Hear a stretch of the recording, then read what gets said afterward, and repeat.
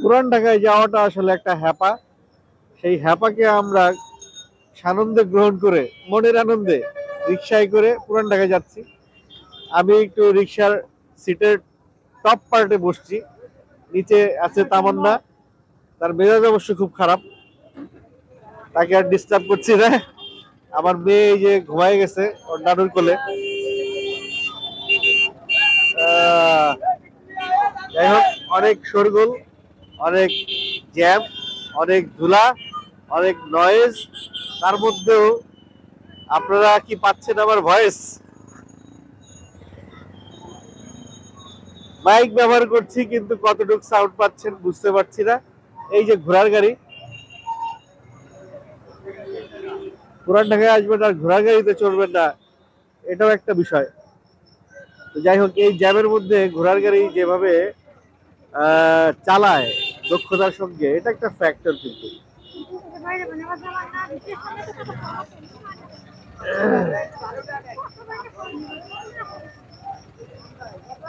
তামান্না অনবরত তার রাগ প্রদর্শন করে চলছে, যদিও আমরা সেটা গায়ে মাখছি না।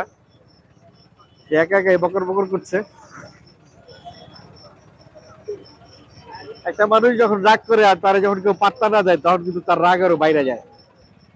তো এখন সে রাগ করে যদি রিক্সা থেকে নেমে যায়, সেটা একটা অভূতপূর্ব ঘটনা ঘটবে।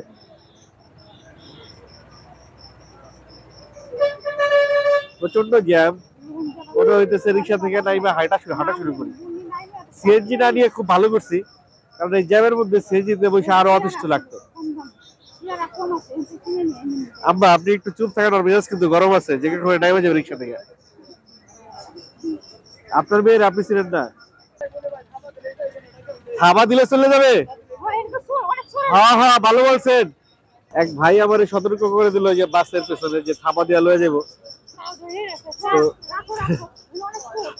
থাবা দিয়া লইতে হইলে আগে আমার থাবা থেকে ওর বাঁচতে হবে, তারপর লইতে হবে। যাই হোক, ওরা আসলে বোঝে কারটা থাবা দেওয়া লাগবে, কারটা দেওয়া লাগবে না।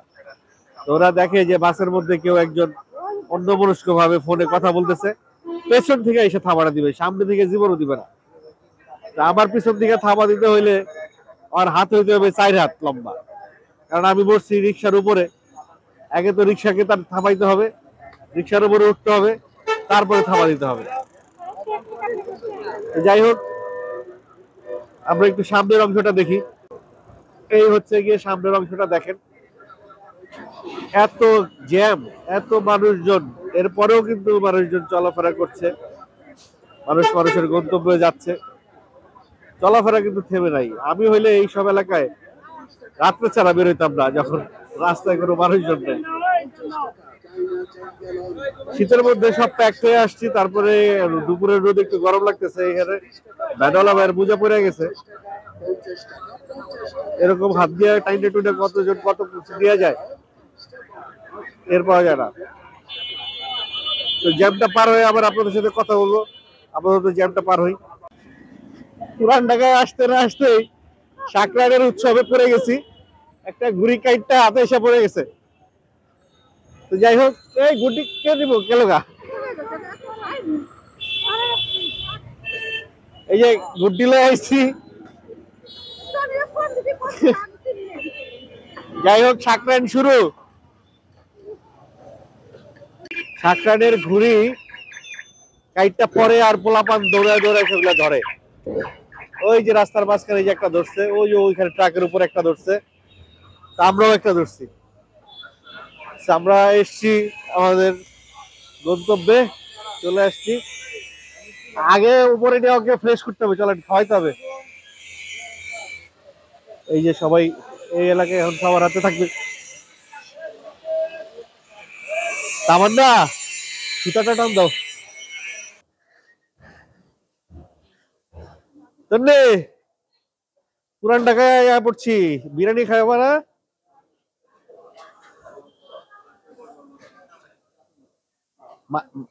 মানিক চারের পোলাও খাইতে যাবো আজকে রাইতে।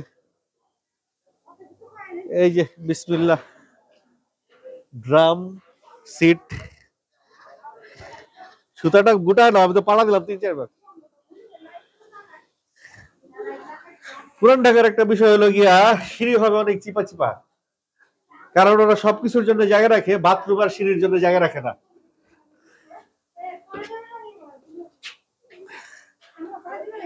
হ্যাঁ,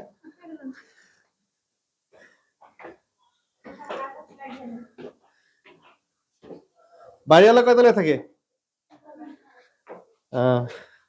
বাড়িওয়ালার আবার সালাম দিও বেল টিপে। কেমন লাগে আম্মা?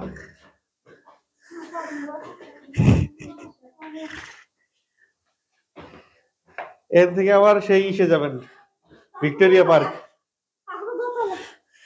না, ভিক্টোরিয়া পার্ক দেখতে হবে না, বলছে এতে টাইমে তোমার যাবেন ওখানে, তাই বলতেছি। আমি ফার্স্ট।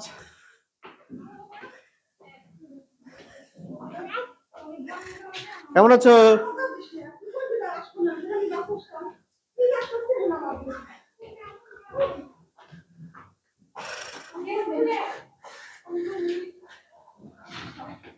ছাদ কি খোলা? তো আমরা যাবো না ছাদে? সাকরান দেখবো না? ওই আসলাম, দেখেন পুরান ঢাকার গেট, দেখেন বাড়িগুলার গেটটাও সুন্দর।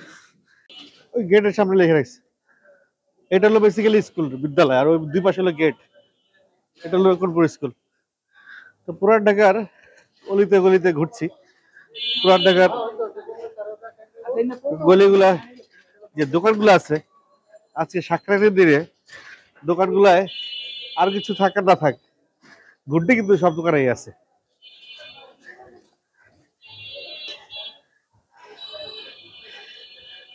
পুরান ঢাকার গলিগুলা কিন্তু অনেক শান্ত, কারণ চিপা চিপা গলি তো, যানবাহন একটু কমই চলে, এবং প্রত্যেকটা বাড়ি একেবারে লাগোয়া। এই ছেলেটা গুড্ডি তোলার জন্য যাচ্ছে। এই গুড্ডি পড়ছে কয়টা?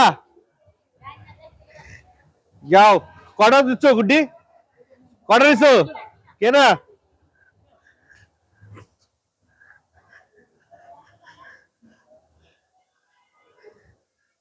আমরা এদিক দিয়ে বোধ হয় যে কোর্টের দিক দিয়ে বেড়ে যাবো না, জর্জ কোর্টের দিকে বেড়ে যাবো।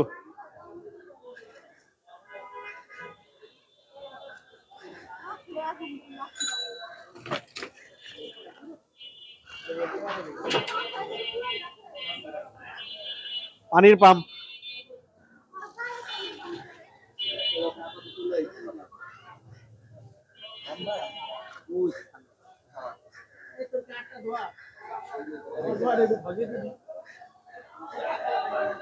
সহজ কোরআন, এর অনেক ছাপাখানা আছে। জায়গাটা কম হয়ে গেছে আমার মায়ের লেগে। না দাঁড়ান, এই পার হয়ে যাবো, এখন যাবো।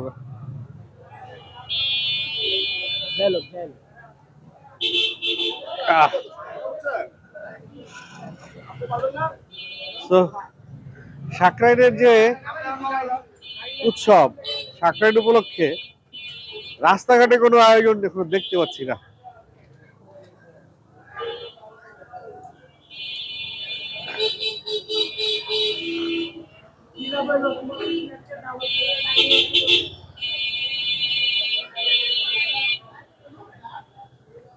এত চিপা রাস্তা, তার উপরে দুইটা গাড়ি গেলে হাঁটার কোনো অপশন নেই।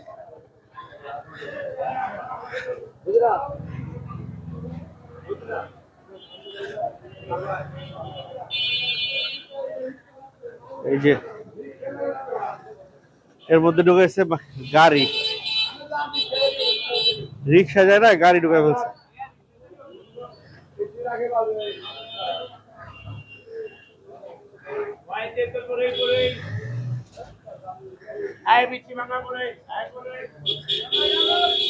পুরান ঢাকার একটা ভাইব অলরেডি পেয়ে যাচ্ছি আমরা। একটু বাইরে চাপা যায়।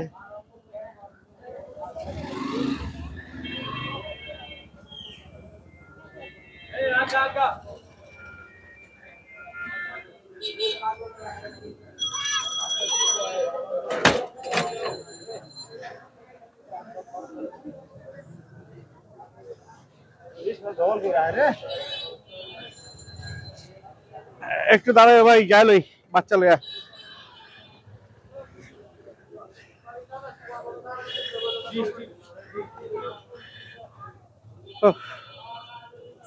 যাক, এখানে রাস্তাটা একটু ওয়াইড আছে। এই যে আরো একজন ঘুরে নিয়ে বেরাইলো।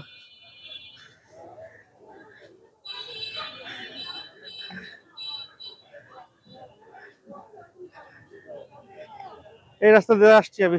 তোর কি প্রতিদিন হাইটে হাইটে যাও? তুমি কি এদিকে হাইটে হাইটে যাও? হাইটে গেলে তো 10 মিনিট হয় না, 15 মিনিট লাগে।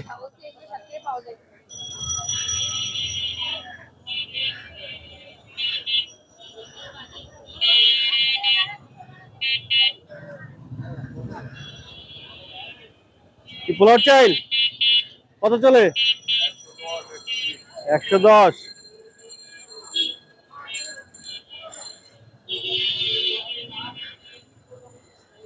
সামনে সোজা চলে গেলে আসলে জর্জ কোটার বাই ভিক্টোরিয়া পার্ক।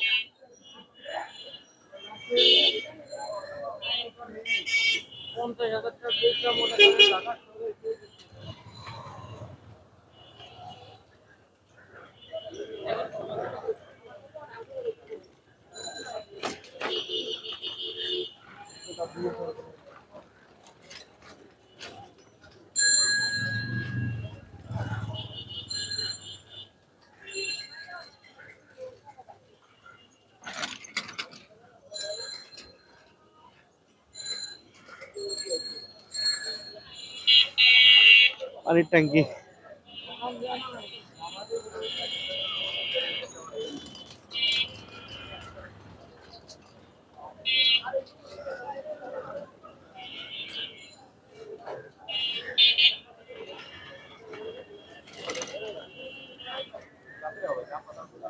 এই হলো ভিক্টোরিয়া পার্ক।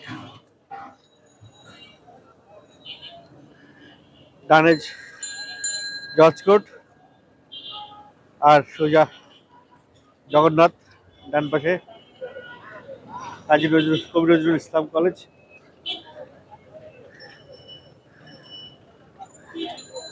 এবার কোন দিকে?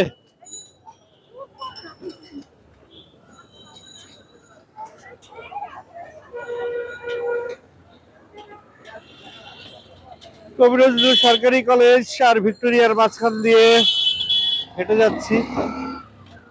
এখানে কিন্তু অনেক স্মৃতি আছে আমার। বহুবার আসা হয়েছে, শুটিং এ আসা হয়েছে, ঘুরতে আসা হয়েছে।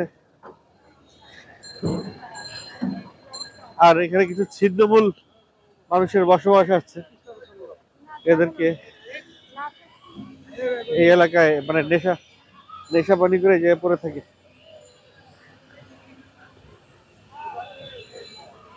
এই হলো ভিক্টোরিয়া পার্ক। পোলাপান স্কুল কলেজ ফাঁকি দিয়ে এসে এনে প্রেম করে।